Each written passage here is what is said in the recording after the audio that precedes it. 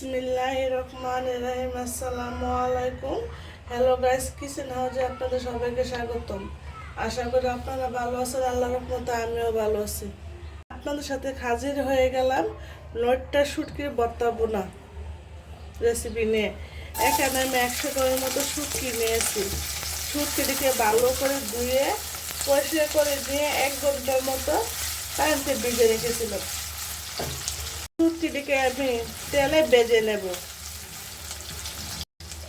হালকা হলুদ দিয়ে শুটকিটিকে আমি ভেজে নেব।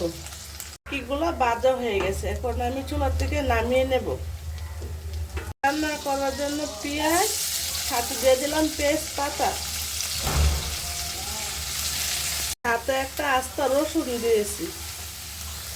রান্না করার জন্য একটা মশলা আমি বানিয়ে নেব। 2 চামচ মরিচের গুঁড়া দিয়ে দেব, 2 চামচ মরিচের গুঁড়া, 1 চামচ হলুদের গুঁড়া, 1 চামচ ধনিয়ার গুঁড়া, রসুন বাটা। পানি দিয়ে আমি ভালো করে মিশিয়ে নেব। আমি বানিয়ে নিয়েছি। তেজপাতা ভাজা হয়ে গেছে, এখন এর মধ্যে মশলাটা দিয়ে দেব। মশলাটাকে আমি দিয়ে দিলাম। মশলা ভালো করে কষিয়ে নেব। 5-6 মিনিটের মতো কষিয়ে নেব। লবণ অ্যাড করে দিলাম। মশলার সাথে বেজে রাখা লটটা শুটকিগুলো দিয়ে দিলাম। দিয়ে এখন আমি সবগুলো কষিয়ে নেব।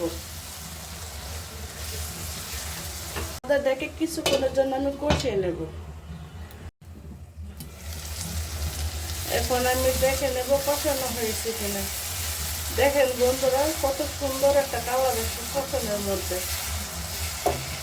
সামান্য পরিমাণে একটু ঝোল অ্যাড করে দিলাম শুটকিটা সিদ্ধ হওয়ার জন্য। আবার আমি ডেকে দিলাম 10 মিনিটের জন্য। এখন দিয়ে দিব কয়েকটা ধনিয়া পাতা। ধনিয়া পাতা দিয়ে কিছুক্ষণ পর আমি চুলা থেকে ভর্তাটা নামিয়ে নেব। যদি লটটা শুটকির ভর্তা বোনা রেসিপিটা ভালো লেগে থাকে, লাইক, কমেন্ট, সাবস্ক্রাইব আর একটা শেয়ার দিয়ে দেবেন। একটা শেয়ারের কারণে ভিডিওটা সবার কাছে পৌঁছে যাবে। আর যারা এখন আমার চ্যানেল সাবস্ক্রাইব করেন নাই, এমন নতুন নতুন ভিডিও পেতে আমার চ্যানেলটাকে সাবস্ক্রাইব করে দেবেন। কমেন্ট বক্সে জানাবেন আমার শুটকির বোনা রেসিপিটা কেমন হয়েছে, আর বাসা ট্রাই করে আমাকে রিপ্লে ভিডিও দেবেন। আপনাদেরকে অসংখ্য ধন্যবাদ জানাই আমার ভিডিওগুলো সময় নিয়ে দেখার জন্য।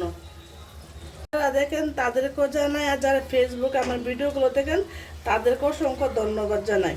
আমার কি বোনা হয়ে গেছে, এখন আমি চুলা থেকে নামিয়ে নেব। আল্লাহ হাফেজ।